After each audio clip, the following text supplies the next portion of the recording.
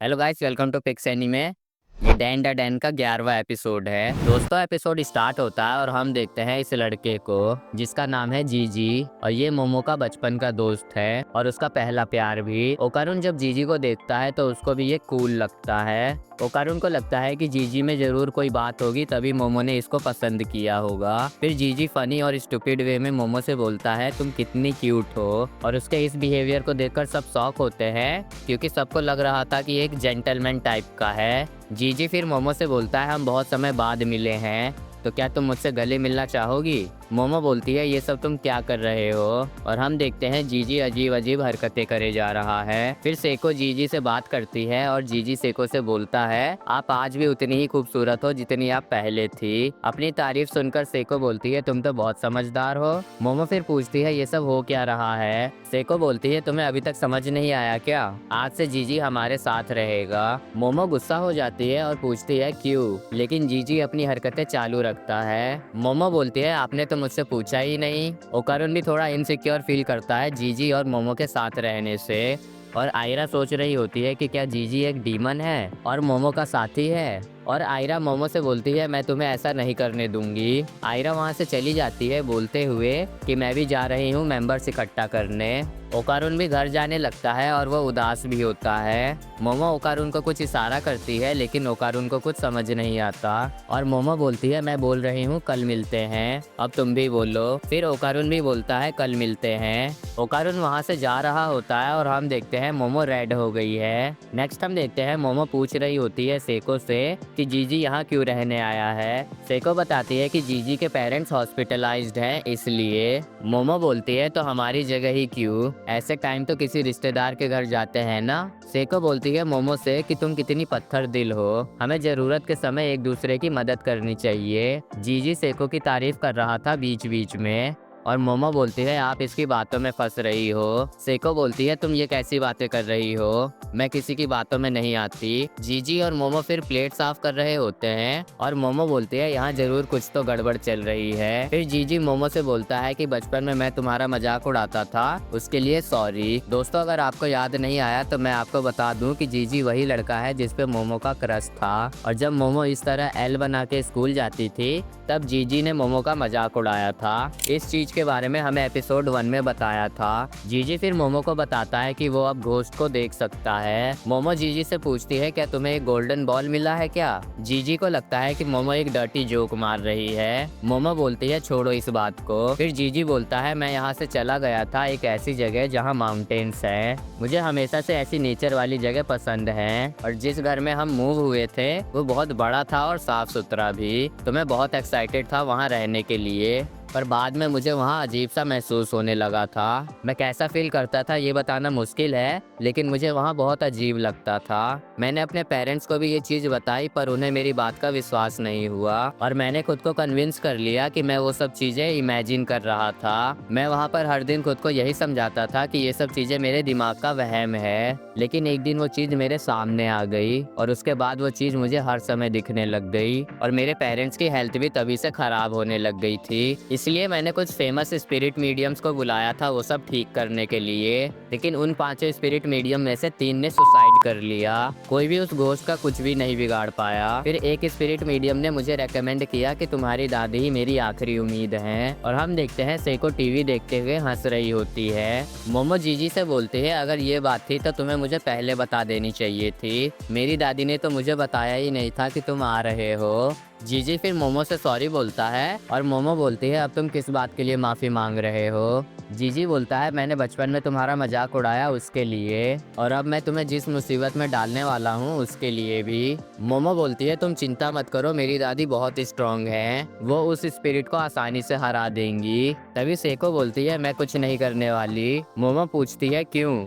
Seiko बोलती है मैंने तुम्हें बताया था ना कि मैं सिर्फ कामिगोई सिटी में ही अपनी पावर्स का यूज कर सकती हूँ, इसलिए ये स्पिरिट को तुम हैंडल करोगी। मोमो बोलती है ये आप क्या बोल रही हो। सेको बोलती है एक ऐसे पर्सन को अब स्पिरिट्स दिखने लग गए हैं जिसको पहले नहीं दिखते थे, इसमें शायद गोल्डन बॉल भी इन्वॉल्व हो सकता है। सेको मोमो को ये भी ऑफर देती है कि अगर वो इस रिक्वेस्ट को पूरा करती है तो सेको उसे जितनी चाहे उतनी स्कूल यूनिफॉर्म्स खरीद कर देगी। नेक्स्ट डे हम देखते हैं जीजी ने अब मोमो के स्कूल में ट्रांसफर ले लिया है। मोमो की क्लास की सारी लड़कियों को जीजी बहुत अच्छा लगता है। टीचर बच्चों को जीजी के बारे में बता रहे होते हैं और बीच में जीजी एक लड़की को बोलता है तुम बहुत क्यूट हो और वो उसका नंबर भी मांगता है। टीचर जीजी को बोलते हैं तुम आयासे के पास बैठो, तुम दोनों रिलेटिव्स हो ना। जीजी बोलता है हम रिलेटिव्स नहीं फैमिली हैं। मोमो बोलती है हम फैमिली वैमिली कुछ नहीं है। जीजी मोमो की दोस्तों की भी तारीफ करता है और वो दोनों को भी जीजी क्यूट लगता है। मीको पूछती है मोमो से कि ये कौन है। मोमो बताती है कि ये मेरे बचपन का दोस्त है। जीजी पूरी क्लास को ये भी बता देता है कि वो और मोमो साथ में रहते हैं। मोमो बोलती है ये सब मत बोलो,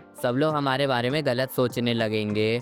जीजी फिर बोलता है कि मोमो और मैं एक रिलेशनशिप में हैं। मोमो जीजी को रोकती है और कुछ बोलने से और मीको बोलती है जीजी से कि तुम ऐसा नहीं कर सकते, मोमो के पास पहले से ही ओकारुन है। दूसरी तरफ हम देखते हैं ओकारुन को जो कि अभी भी परेशान है इस बात को लेकर। ओकारुन को लगता है कि अगर मोमो और जीजी एक दूसरे को डेट करने लगे तो मोमो ओकारुन से दूर हो जाएगी। लंच टाइम में ओकारुन एक्सरसाइज कर रहा होता है और वहाँ पर मोमो आ जाती है। मोमो बोलती है मैं यहाँ आई हूँ ताकि तुम कोई अजीब सी हरकत फिर ना करो। ओकारुन बोलता है आयरा के साथ वाले इंसिडेंट में मेरी कोई गलती नहीं थी। मोमो ओकारुन से पूछती है क्या तुमने लंच कर लिया। ओकारुन बोलता है अभी नहीं। मोमो बोलती है तुम्हारे दोनों हाथ तो बंधे हुए हैं तो मैं तुम्हें खिला दूं। फिर वहाँ जीजी भी आ जाता है और ओकारुन से बोलता है तुम तो कल मोमो के घर पर थे ना, क्या तुम दोस्त हो। मोमो जीजी से बोलती है तुम यहाँ क्यों आए हो, तुम तो मीको और बाकियों के साथ लंच करने वाले थे ना। जीजी बोलता है क्या तुम्हें जलन हो रही है।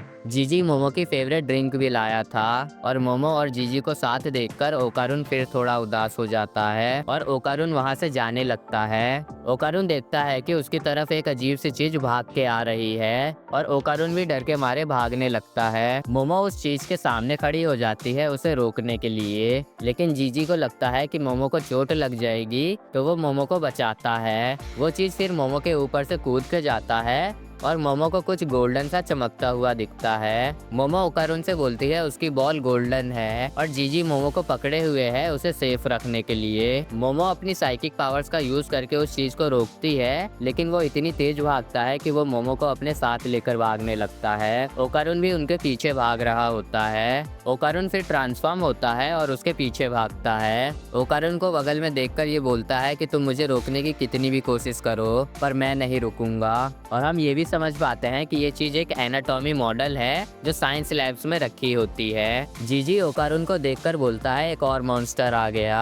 वो एनाटॉमी मॉडल फिर छतों पे भागने लगता है और मोमो अपनी पावर से ओकारुन को पकड़ती है। मोमो और जीजी एक बस से टकराने वाले होते हैं लेकिन ओकारुन उन्हें बचा लेता है। वो एनाटॉमी मॉडल अभी भी भाग रहा होता है और ओकारुन मोमो को अपनी पीठ पर बिठा लेता है और मोमो के साथ जीजी भी आ जाता है। जीजी बोलता है इस मॉन्स्टर ने हमें पकड़ लिया है। मोमो बोलती है ओकारुन हमारी तरफ है और ये हमारे साथ स्कूल में भी तो था। जीजी बोलता है सच में। मोमो फिर से उस एनाटॉमी मॉडल को पकड़ लेती है और उसे खींचती है। इन लोगों को इसे खींचने में बहुत प्रॉब्लम हो रही थी। ये एनाटॉमी मॉडल बोलता है मैं गिव अप नहीं करूंगा और ये पूरा डिसमेंटल हो जाता है और मोमो की पकड़ से छूट जाता है। ये एनाटॉमी मॉडल फिर से असेंबल होता है और भागने लगता है। ओकारुन, मोमो और जीजी फिर उसके पीछे भागते हैं लेकिन वो इन्हें नहीं मिलता। ओकारुन फिर अपने ह्यूमन फॉर्म में आ जाता है जिसे देखकर जीजी हैरान होता है। ओकारुन बोलता है अब हम क्या करें। मोमो बोलती है चलो मेरे साथ। मोमो अपने हाथ में पंच भी कर रही होती है। ओकारुन पूछता है ये तुम क्या कर रही हो। मोमो फिर कुछ करती है और उन्हें उस एनाटॉमी मॉडल के चिल्लाने की आवाज आती है। वो मॉडल जंग के आड़ में होता है। ओकारुन पूछता है मोमो से कि तुम्हें कैसे पता चला कि ये यहाँ जा रहा है। मोमो फिर दिखाती है कि जब ये मॉडल डिसमेंटल हुआ था तब मोमो ने उसका हार्ट पकड़ लिया था और मोमो इसी हार्ट को दबा रही थी जिसकी वजह से ये एनाटॉमी मॉडल चिल्ला रहा था। मोमो उससे बोलती है मैं तुम्हें ये हार्ट दे दूंगी अगर तुम भागोगे नहीं। मोमो फिर उससे बोलती है अपने गोल्डन बॉल्स दिखाओ। ओकारुन बोलता है इस तरह से मत बोलो।